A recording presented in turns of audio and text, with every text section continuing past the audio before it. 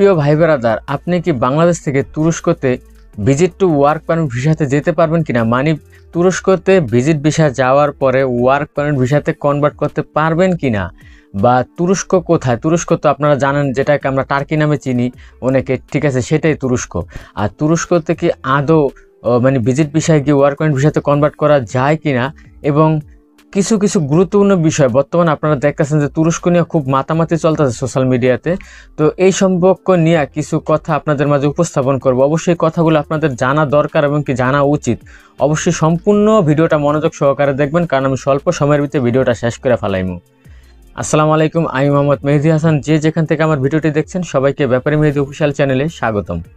তো ভাই ব্রাদার, প্রথমে আপনাদেরকে যে বিষয়টি জানাতে চাই সেটি হচ্ছে কি, যে বর্তমানে আমরা সোশ্যাল মিডিয়াতে খুব মাতামাতি দেখতেছি তুরস্ক নিয়ে, মানে তুরস্কের কাজের ভিসা, তুরস্ক ভিজিট টু ওয়ার্ক ভিসা, মানে ভীষণ একটা অবস্থা। তার ভিতরে সবচাইতে বড় একটা সমস্যা, মানে ব্লগারদের ভিতরে একজন ব্লগারের আমি আমার চোখে পড়লো, যে কিনা দাড়ি টুপিওয়ালা কাতারে থাকে। আমি তার নাম উল্লেখ করে, তার চ্যানেলের নাম মেনশন করে তাকে ছোট করতে চাই না। উনি মানে অনেক তথ্য না জানিয়ে হয়তোবা ছড়াচ্ছেন। মানে উনি কিন্তু তুর্কি অনেক ভিডিও প্রায় করছে, হয়তোবা তার চ্যানেলটা মনিটাইজেশন করার জন্য, মানে টাকা ইনকাম করার জন্য চ্যানেল দিয়ে। হয়তোবা কাতারে তার, আমি ডাটা যতটুকু সংগ্রহ করলাম, তার কাতারে কাজকর্ম নাই, সেই জন্য ইউটিউব ভিডিও এখন উড়াধুরা তৈরি করতেছে, প্লাস বুং বাং তথ্য দেওয়া। যেরকমটা ওই যে দেখ, মানে আমি কিছু উদাহরণ দিলে বুঝতে পারবেন যে আমি কার কথা বলছি। তুরস্ক যাওয়ার এখনই সময়, তুরস্ক কিভাবে যাবেন? তো তার এই ভিডিও দেখে অনেকে দেখতেছি যে কাতার যাওয়ার দরকার বলে তুরস্ক যাবো, ঠিক আছে, এরকম অবস্থা। আসলে মানুষ তো মানে ইমোশনাল হয়ে যায়, আমাদের বাংলাদেশি জাতি যারা আছে ইমোশনাল হয়ে যায়, যে কোনো একটা বিষয় ইমোশনাল হয়ে যায়। আর মানুষের প্রতি ইমোশনালটা বেশি হয়। যেরকম ওই লোকটা দাড়ি টুপিওয়ালা, ঠিক আছে, এক্সাম্পল, কিছু কিছু আমি সবার কথা বলতেছি না, কিছু কিছু দাড়ি টুপিওয়ালা আছে, এটা তাদের ল্যাব আছে। তো এখন বিষয়টা হচ্ছে কি, যে দাড়ি টুপিওয়ালা লোকরা যদি সবাই যদি ভালো হইতো, তাহলে তার মাদ্রাসার মানে ছেলে ছাত্ররা বলাৎকার হইতো না। তো বিষয়টা এরকমই, ভালো মন্দ মিলাই আছে, খারাপের পরিমাণও আছে। তো দাড়ি টুপি অনেকে ল্যাব আছে, অনেকে দালালি করে দাড়ি টুপি দিয়া, ঠিক আছে, দাড়ি টুপি লাগে। আমি যে একবার বলছিলাম যে পোল্যান্ডের জন্য একটা দালাল আমার কাছ থেকে, মালয়েশিয়া যখন আমি ছিলাম তখন মোটামুটি অনেক টাকা আমার থেকে নষ্ট হয়ে গেছে, খায় ফেলাইছে, ঠিক আছে। উনি হজ করা ব্যক্তি ছিল, হাজি সাহেব, তারপরে মনে করেন যে চিটার বাটপার। তো এইটাই। তো এখন বিষয়টা মানে আশা করি ক্লিয়ার হয়েছেন। মানে সততা কিন্তু হৃদয়ে থাকে, সততা লেবাজে থাকে না, এই কথাটা ক্লিয়ার হন। আর আমি সবার উদ্দেশ্যে বলিনি, কিছু কিছু মানুষের ক্ষেত্রে।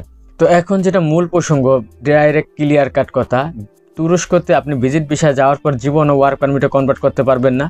আপনি আপনার দেশে অবস্থানকালীন আপনি ওয়ার্ক পারমিটের জন্য হয়তোবা যদি আপনাকে কোনো কোম্পানি মানে কোনো নিয়োগকর্তা ওয়ার্ক পারমিট বের করতে পারে, সেই ক্ষেত্রে একমাত্র ওয়ার্ক পারমিট হয়। কিন্তু আপনি কখনই ভিজিট টু ওয়ার্কে মানে কখনই আপনি ভিজিট টু ওয়ার্ক ওখানে কনভার্ট করা সম্ভব না তুরস্কতে। আর তুরস্কতে ভিজিট ভিসা পাওয়ার জন্য অনেক হাই প্রোফাইল লাগে, ঠিক আছে, যে কেউ কিন্তু তুরস্কের ভিজিট ভিসা পায় না।